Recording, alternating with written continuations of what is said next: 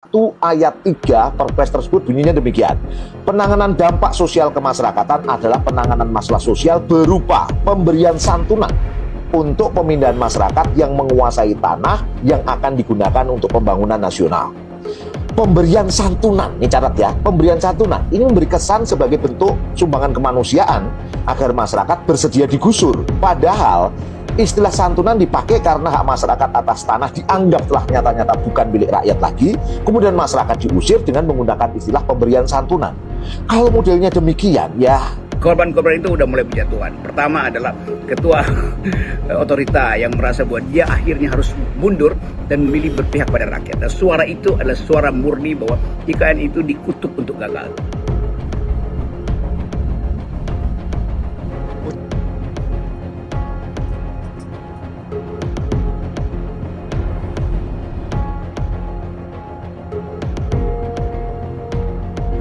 teman-teman sekalian, mundurnya Kepala Otorita IKN, Bambang Susantono, dan Wakil Kepala Otorita IKN, Doni Rahayu, mengagetkan banyak pihak. Bila kita runut, diduga kuat salah satu persoalan menumpuk yang memicu adalah konflik soal lahan di IKN yang tak kunjung selesai. Sementara upacara HUT RI ke-79 yang digadang-gadang Pak Jokowi di IKN tinggal 2 bulan lagi. Menurut laporan KPA Konsorsium Pembaruan Agraria tahun 2023, proyek IKN adalah sumber konflik agraria terbesar di sektor infrastruktur. KPA memasukkan konflik agraria pada proyek IKN ini sebagai konflik agraria struktural.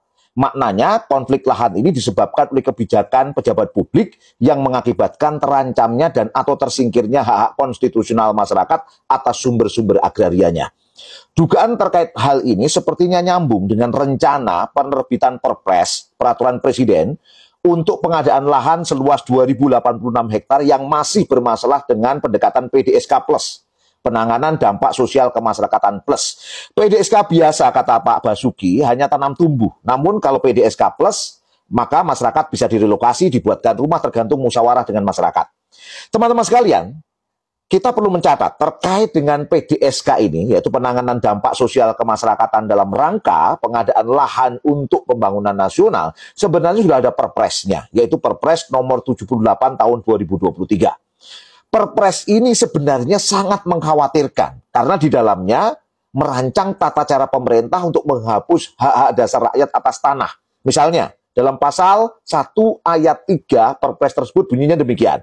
Penanganan dampak sosial kemasyarakatan adalah penanganan masalah sosial berupa pemberian santunan untuk pemindahan masyarakat yang menguasai tanah yang akan digunakan untuk pembangunan nasional. Pemberian santunan, ini catat ya, pemberian santunan ini memberi kesan sebagai bentuk sumbangan kemanusiaan agar masyarakat bersedia digusur. Padahal istilah santunan dipakai karena hak masyarakat atas tanah dianggap telah nyata-nyata bukan milik rakyat lagi, kemudian masyarakat diusir dengan menggunakan istilah pemberian santunan. Kalau modelnya demikian, ya namanya penggusuran rakyat dari ruang hidupnya. Ini kedoliman penguasa yang sangat nyata. Pertanyaannya, apakah Perpres yang akan dibuat dan diterbitkan lagi ini nanti hanyalah bunga-bunga penguasa yang ujungnya adalah penggusuran? Kita lihat saja perkembangannya, terus speak up, dan terus muhasabah lil hukam. Sampai jumpa. Proyek IKN itu pada akhirnya jadi skandal. Itu skandal keuangan dan skandal ambisi seorang presiden tuh, yang memberantakkan aspek-aspek keadilan sosial. Dan kita tahu dari awal bahwa janji presiden itu tidak pernah dia ucapkan di kampanye. Tiba-tiba ada proyek IKN yang menyedot 400-550 triliun. Dari mana uangnya?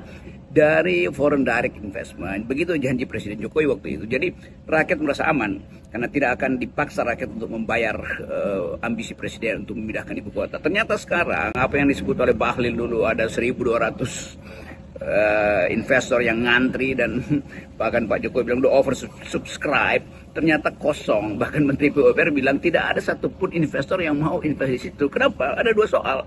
1 soal lingkungan, 2 soal status tanah.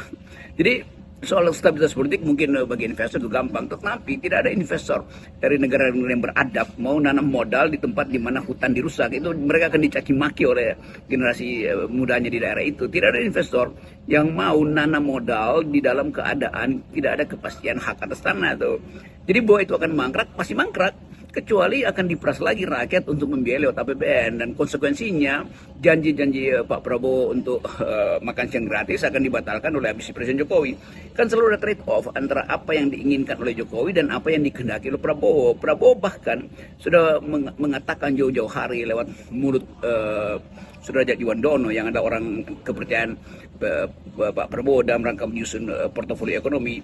Pak Derajat Djiwandono bilang begini, kalau harus memilih, kami akan memilih untuk makan siang gratis yang setara anggarannya dengan pembangunan ibu kota. Jadi sebetulnya Gerindra tidak sepakat dengan pembangunan ibu kota tuh. Tapi demi basa-basi politik mungkin ya itu belum bisa diucapkan sekarang. Tetapi yang lebih gila lagi, Presiden Jokowi bilang bahwa kepres pemindahan ibu kota itu akan dibuat oleh Presiden baru Prabowo. Loh, ini proyeknya Jokowi bukan proyeknya Prabowo. Jadi Prabowo akan dibebani oleh ambisi Presiden Jokowi. Itu bagian yang saya kira akan mendebarkan nanti. Dan kita tunggu aja bahwa pembusukan butik, keangkuhan dari rejim hari ini itu setara dengan keangkuhan Firaun untuk membangun piramida.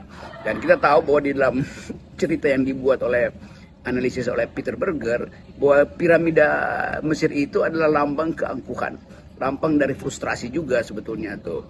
Dan kita tahu bagaimana korban manusia ada di dasar piramida itu, the pyramid of sacrifice itu yang kita bayangkan. Dan korban-korban itu udah mulai berjatuhan. Pertama adalah ketua otorita yang merasa bahwa dia akhirnya harus mundur dan memilih berpihak pada rakyat. Dan suara itu adalah suara murni bahwa IKN itu dikutuk untuk gagal. Terima kasih.